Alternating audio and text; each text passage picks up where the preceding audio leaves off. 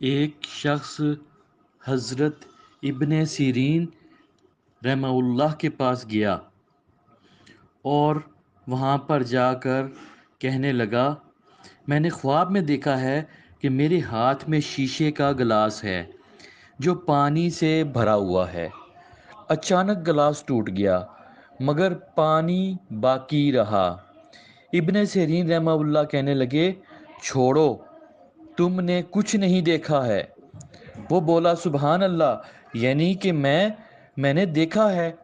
کہا، تیرا جھوٹ تجھ پر ہوگا، لیکن اگر تو نے یہ خواب دیکھا ہے تو تیرے ہاں بچہ پیدا ہوگا مگر تیری بیوی فوت ہو جائے گی۔ یہ شخص مجلس سے اٹھا اور چلا گیا یہ کہتے ہوئے کہ اللہ کی قسم، میں نے یہ خواب نہیں دیکھا تھا، میں تو ان کو آزما رہا تھا۔ کچھ دیر کے بعد اس شخص کے ہاں ایک بچے کی پیدائش ہوئی مگر اس کی بیوی فوت ہو گئی۔ تو یہاں سے پتہ چلا کہ جھوٹا خواب بیان کرنا نقصان دہ ہے اور جھوٹا خواب بالکل بیان نہیں کرنا چاہیے۔